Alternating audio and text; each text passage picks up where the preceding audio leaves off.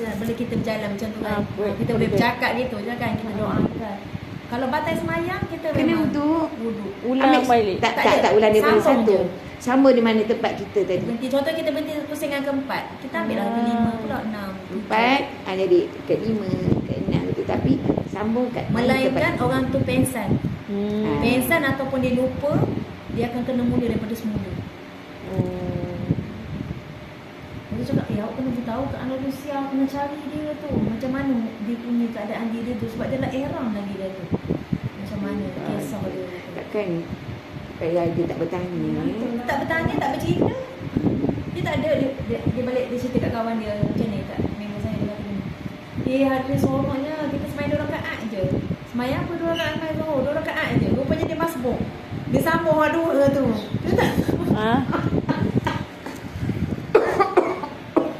Ya Allah, kesiannya. Kalau ya Allah dia nak pergi dalam keadaan macam tu. Mana-mana. Ada apa? Ada dia punya nak baca-baca kan.